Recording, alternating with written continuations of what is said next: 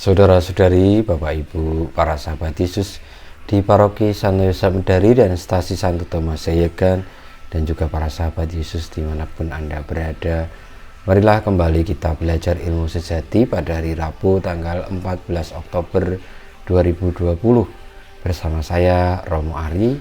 Marilah kita mengawali belajar ilmu sejati dengan berdoa dalam nama Bapa, Putra, dan Roh Kudus. Amin. Allah Bapa kami di surga, bukalah bagi kami kitab-kitab agar dapat mempelajari apa yang dapat menenteramkan hati. Semoga Yesus Putramu membawa kesembuhan dan keselamatan bagi kami, sebab Dialah Tuhan pengantara kami yang bersama Dikau dalam persatuan Roh Kudus hidup dan berkuasa Allah sepanjang segala masa. Amin. Saudara-saudari terkasih, para sahabat Yesus, pada hari Rabu tanggal 14 Oktober 2020 kita belajar ilmu sejati dari Injil Yesus Kristus menurut Lukas bab 11 ayat 42 sampai dengan 46. Sekali peristiwa Yesus bersabda, "Celakalah kalian hai orang-orang Farisi, sebab kalian membayar persepuluhan dari selisih, inggu dan sejenis sayuran, tetapi kalian mengabaikan keadilan dan kasih Allah. Yang satu harus dilakukan dan yang lain jangan diabaikan. Celakalah kalian hai orang-orang Farisi, sebab kalian suka duduk di tempat terdepan di rumah ibadat dan suka menerima penghormatan di pasar. Celakalah kalian, sebab kalian seperti kubur yang tidak memakai tanda. Orang-orang yang berjalan di atasnya tidak mengetahuinya." Seorang ahli Taurat menjawab, "Guru, dengan berkata demikian, engkau menghina kami juga." Tetapi Yesus berkata lagi, "Celakalah kalian juga, hai ahli-ahli Taurat, sebab kalian meletakkan beban-beban yang tak terpikul pada orang, tetapi kalian sendiri tidak menyentuh beban itu dengan satu jari pun." Demikianlah Injil Tuhan kita. Terpujilah Kristus. Saudara-saudariku, para sahabat Yesus yang terkasih, kalau mendengarkan bacaan Injil yang menjadi dasar dari belajar ilmu sejati kita, baru saja tadi kita seolah-olah merasakan bahwa Tuhan Yesus itu begitu keras mengkritik orang-orang Farisi dan ahli-ahli Taurat.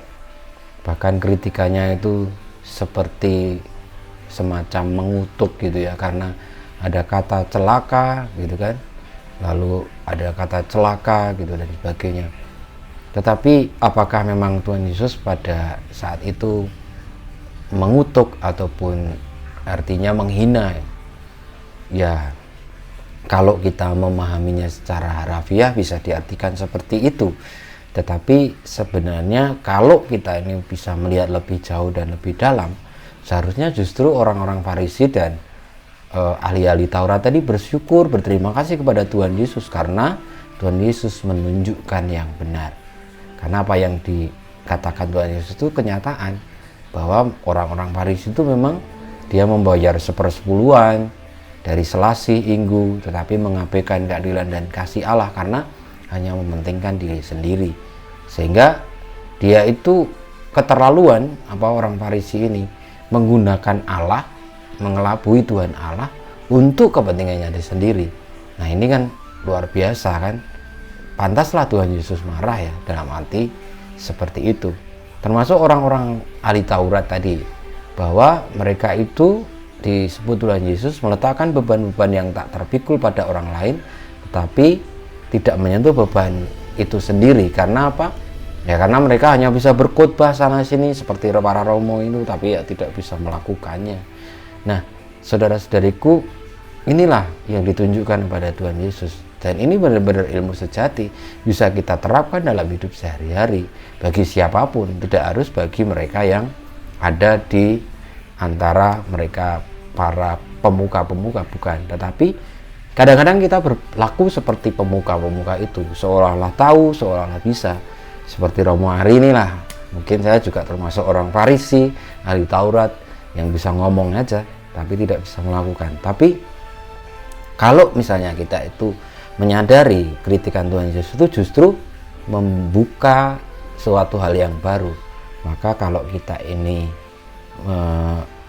menerapkan aturan-aturan tertentu ataupun petunjuk-petunjuk tertentu, hendaknya kita juga melakukannya, sehingga tidak hanya soal khotbah, soal ngomong, soal memerintah, tapi justru kita sendiri melaksanakannya dan menaatinya dengan menggunakan seluruh hidup kita.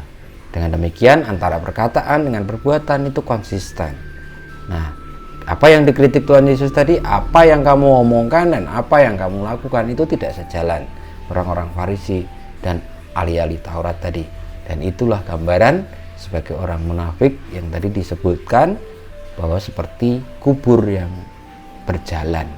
Karena tidak tahu, ya luarnya biasa saja, tapi di dalamnya bangkai, di dalamnya itu sisa-sisa dan sebagainya. Nah, saudara-saudariku, kita tidak usah melihat orang lain, tidak perlu melihat dunia juga, tapi kita bisa menemukan sekarang ini di tengah-tengah kita, masyarakat kita seringkali suka sekali dengan pencitraan, seringkali suka sekali dengan mempercantik tubuh, mempercantik perilaku, mempercantik tindakan, image dan sebagainya. Tapi sebenarnya yang terjadi, yang aslinya tidak seperti itu.